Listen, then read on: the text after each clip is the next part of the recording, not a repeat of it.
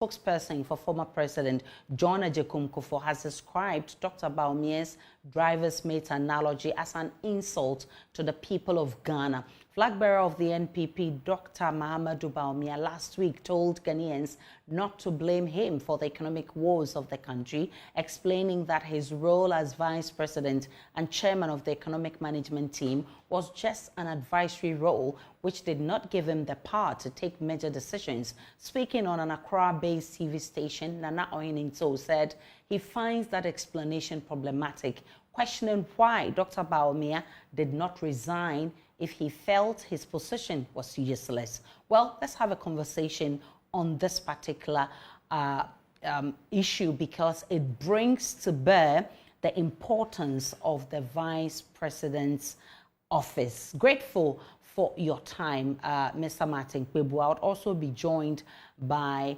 Dr. Kwesi Amache-Boateng, who is a lecturer at the KNUST. Let me start with you, Martin Kpebu. This is a member of the NPP who feels that the vice president's driver mate analogy is actually poo-pooing the vice presidential role provided in the Constitution. Let me ask you this. It does look like, I mean, per every government and every person, they decide how they want to treat their vice president. But per the Constitution, is this still an institution worth keeping? Hello, Mr. Kpebu, can you hear me? Yeah, Aisha, so simple answer. Yes, it is an institution worth keeping, except that we must do more to clarify the role of a vice president, right? Yep. Yeah, because you see, currently, you would find that referring to Ohininto is correct because under the Constitution, the vice president acts, number one, in the absence of the president. Then number two, under Article 76, the vice president is part of cabinet. And that is where he chairs a subcommittee called the Economic Management Team. So let's read briefly Article 76 of the Constitution. It says, there shall be a cabinet which shall consist of the president, the vice president, and not less than 10 and not more than 19 ministers of state. 2, the cabinet shall assist the president in the determination of general policy of the government. You see, so that is where the cabinet function comes in, shall assist the president in the general policy of the government. So that's huge. And as I said, it's a cabinet subcommittee that is called the Economic Management Team. So you see that the vice president is part and parcel of the government. Then we can also go to Article 200. The vice president is chairman of the police council. Though when Aka fell out of Rawlings, we amended it and removed it, but in practice, still, the vice president chairs the police council. Then he has a role to in the Armed Forces Council, right? Yeah, so the point is that the vice president is not just a driver's mate. He's a spare president. He's an assistant president. So Ohininto is right. Yeah, you can't fault him for taking on Bawumia for Bawumia mischaracterizing himself. So somebody who has mischaracterized himself, it tells you that then he didn't even know what he's about, because you know that we say that a problem well diagnosed is half solved. So if he didn't even know the role he was playing in government, then that's serious, because for 7 years, if that's how he saw himself, just as a driver's mate, then we have a lot to be very, very scared of. Yes. Right. So that means that institution is worth keeping. Do we have Dr. Amache-Boateng on the line? If we do, right. So let me ask you this. If you do a comparison of past governments, you realize that it's a personal thing of a president and what he wants to do with his vice. You want to talk of Kufuor and Aliu Mahama. People said Aliu Mahama was not given much, forum to operate.